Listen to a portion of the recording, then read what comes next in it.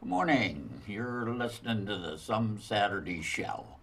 We have guest Deb Thomason in today. Deb is a gal from the Hershey Hospital in Hershey.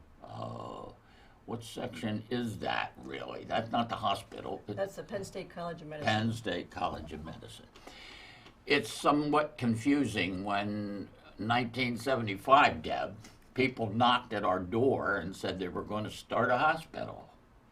And they wanted to know about all the families in the area and what kind of, uh, I would say, really illnesses you had as a history. They compiled all that. And then pretty soon, the ground was broken and up came a building. And that was quite a few years ago. Now we talked to Deb Thomason, who has shown up in my life. And recently I found that she works in the humanities department. Deb, why don't you tell us what the humanities department is? Well, since we're part of the Penn State College of Medicine, we obviously have medical students in the building. And they have a curriculum that they must adhere to, for 4 years. And the humanities department was the very, very first humanities department in a College of Medicine in the United States. Wow. Yes. So we have a long history of the humanities in medicine. And what humanities in medicine means is what we do is we bring literature and art and music into the curriculum to hopefully get the medical students to see a different side of medicine. We want them to see the humanistic side of medicine, not just the science side of the medicine. Mm-hmm. Because the majority of their curriculum is science-based. We are not science-based. When I have come into your area that you are in, I noticed that there are many, many posters of all different kinds of subjects. Is this some of the thing that you develop in this humanities course? So we do have a lecture series. We have a First Friday lecture series where we will bring in outside speakers to come in and talk about different subjects that relate the arts to medicine. We also have a center stage group. There's 3 people who work in that group, plus a lot of volunteers that bring the arts to patients. And we also have other mini kind of fourth year selectives is what they call them, or different kinds. What do they call them? Fourth year selectives. So the fourth year Fourth medical year students selective. have to select a humanities Well, that's a good class. idea, isn't Yes. it? And so those classes can range from comics in medicine to literature in medicine, jazz in medicine. They bring different kinds of arts to the medical students. Deb, I was down, a few years ago when a gentleman stepped in, it was in the cancer division entranceway. There is a grand piano. And a gentleman sat down in that grand piano and he had a tall hat on and he started playing. Now, is that part of this? Yes, that's center stage. So center stage does provide live music throughout the institution on a daily basis. The reason I questioned you about that, a doctor that I became acquainted with sent me a text and said, "There's a musician down in this entranceway. I need to go." And I thought, wow, here is a doctor who has a full load, I would think, and stops and goes down to hear music. That's great. Music has always been a wonderful thing to make people feel better. They can't help it. It's like having a dog, evidently. It does the other side of your Well, it brings people brain. joy. When you hear music, it brings people joy, and it brings stories into their lives, or people share stories about music. It's storytelling at its finest, right? It is, and churches have used it forever. Right, So why right. wouldn't a hospital, who is the ultimate passing, perhaps, Right. get them all really hyped up and ready to go? Deb, when we met years ago, you were in a different department. You want to sort of give me an evolution of how, that's about 20 years ago, Deb. an evolution of where you were and how you got up to this department you're in now?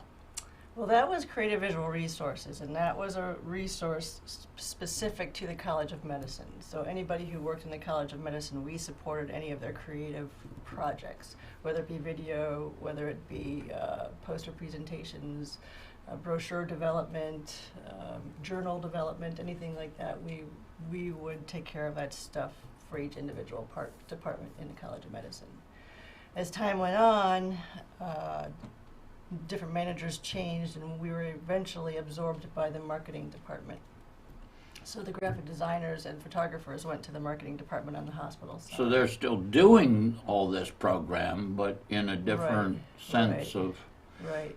right. And so then I applied for a job in the Department of Humanities because they needed a graphic designer to help them with their event development, with their journals. They have a journal called Wild Onions. That's a student-run. Called what? Wild Onions. Wild Onions. Mhm. That's Okay. a student-run publication that patients, faculty, students, family members, of anybody related to Hershey Medical Center or the College of Medicine can submit work to. And the students do a job of, they pick through, different entries, and we develop a book. So there was that, plus Dan Shapiro also came on board at that same time, and he started a project called Video Slam. Video Slam. Yeah, they call that Video Slam, but that was part of the Patients as Teachers project. So every first-year student has to follow a patient for a 9-month period and document their life living with a chronic illness. His particular project dealt with the video, so they were actually given a camera, and the students would follow their patient for 9 months and create a 10-minute documentary film based on their experience with their patient. And so they needed somebody with creative background to help in that capacity, so that's how That's probably the only free thing a patient gets in the hospital, right? It is that Patients as Teachers project is a great project because it really opens up the students' eyes to what it's like to live with a chronic illness. And they find that it's the person first and the illness after that. They have to, that's the humanities, that's what we're trying to do. Right. Well, that's great. When I've been in your department, I've noticed that there is, I thought, another department that seems to promote money-raising things. I think the gal who runs that is Claire. That's the could you that's Center tell me Stage again. what that's Center Stage? Correct. So she's really a person that we ought to interview and perhaps find out more about Right. Center Stage. She also just became director of the Drs. Keenly Center for Humanistic Medicine, who is, What's that? so that was the two doctors, Drs. Keenly. Okay.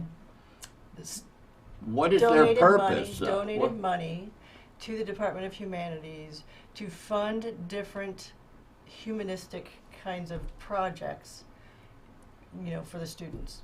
Mhm. So this particular, these events where I noticed that artists seem to give some of their fabulous art, beautiful things. And I've been involved in a couple of those pieces that they were going to go on an auction block. Is that a prosperous thing for the That's hospital? one way that they raise some money for the Center Stage and recognition for Center Stage as well. So and give Center give the Stage artists can some also be exposure. funded a little bit by some of these kind of things. We should promote people Yes. doing that. Yes, well, Claire does grant writing and stuff like that to get some funding, and the So- hospital administration also supports that group. Deb, is there anything else that we ought to know about the humanities?